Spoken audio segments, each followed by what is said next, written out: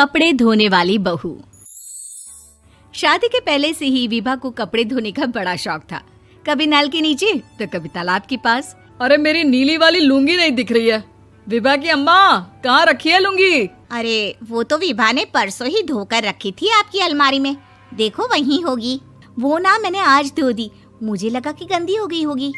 अरे कैसे गंदी हो गई थी? उसे तो मैंने पहना भी नहीं। हे भगवान, इस लड़की के कपड़े धोने की आदत से परेशान हो गया हूँ मैं। जितना तो घर में राशन नहीं आता, उससे कहीं ज्यादा डिटर्जेंट पाउडर का खर्चा है। इसकी शादी करवा दो, शादी। जाए अपने घर में ही करे काम, फिर चाहे घर के कपड़े धोने हो या पूरे गांव के। हाँ ठीक बोल रही हूँ, देखता हूँ मैं कोई लड़का। वो दिन भी आ जाता है जब विभा को देखने लड़के वाले आ जाते हैं। लड़की मुझे अच्छी लगी।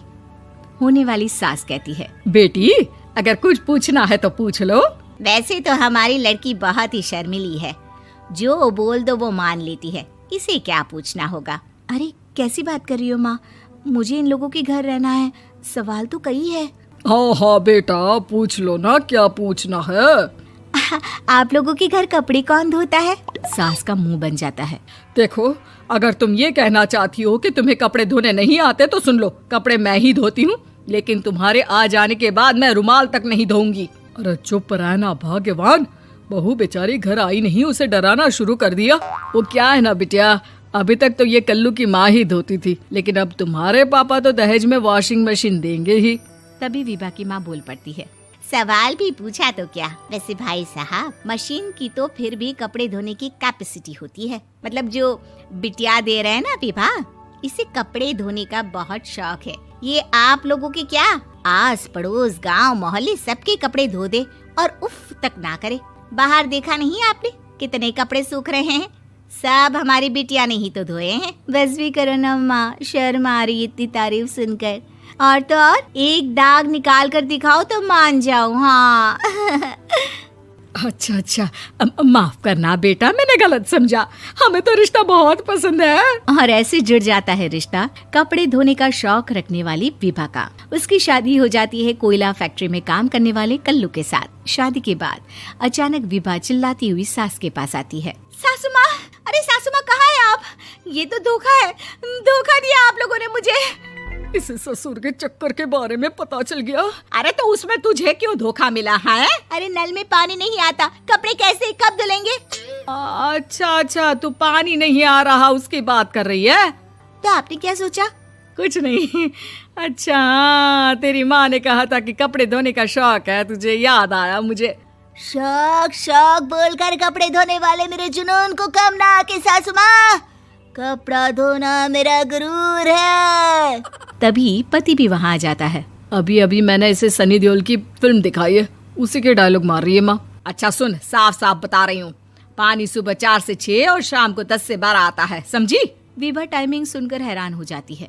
ये क्या भूतों का मोहल्ला है? सुबह 4 बजे उठकर कौन कपड़े धोता है? 4 बजे टंकी में पानी जाता है, फिर सारा दिन धोना ना, किसने मना किया? अरे कैसी बात कर रही हैं? 200 लीटर की टंकी में कितने कपड़े धो लूंगी मैं? सुबह ही उठ जाऊंगी मैं। अब क्या था, विभा सुबह 4 से लेकर रात के 12 बजे तक कपड़े ही धोती रहती। एक रोज सास पड़ोस से निकलकर कहीं जा रही होती है कि साथ वाली कहती है, हाँ कल्लू की माँ, जरा ये बताओ कि 2 साड़ी है, 2 ब्लाउज और एक पेटीकोट और एक नाड़े वाला लंबा कच्छा। हाँ तो? अरे तो क्या, कितना लोगी धुलाई ये बताओ। धोबन दिख रहे हैं हम क्या? हमारे पति सरकारी नौकरी से अभी रिटायर हुए हैं और बेटा सुपरवाइजर है कोयला फैक्ट्री में। धोबन समझ रखा है हमें?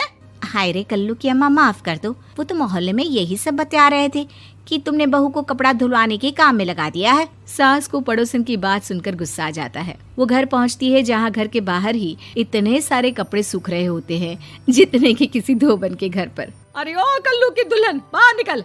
माँ जी यहीं आ जाओ, बाथरूम में चादर धो रहे हैं हम। अरे अभी हम धोते हैं, तुमको बाहर निकलो। ये आस पड़ोस वाले बोल रहे हैं कि हम बहू से कपड़े धुलवा कर उसे कपड़ा धोने वाली बना दिए हैं।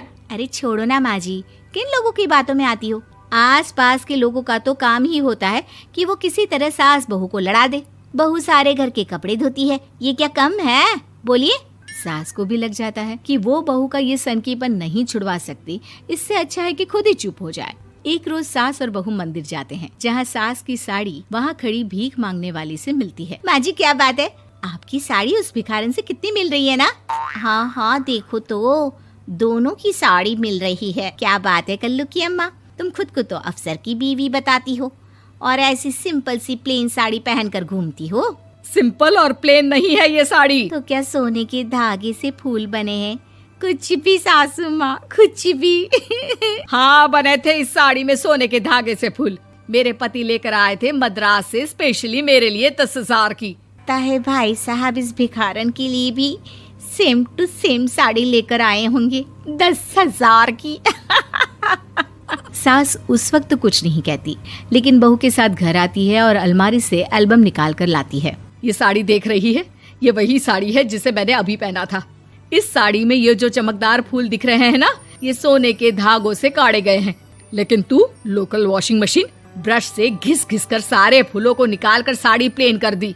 मुझे माफ कर दीजिए सासू माँ। और तो और, जब मैंने तुझे तेरी गलती के लिए कुछ नहीं कहा, लेकिन तूने तो सबके सामने मेरा मजाक ही बना दिया। क्यों? बहू को समझ में आ जाता है कि अब से उसका कपड़े धोना बंद।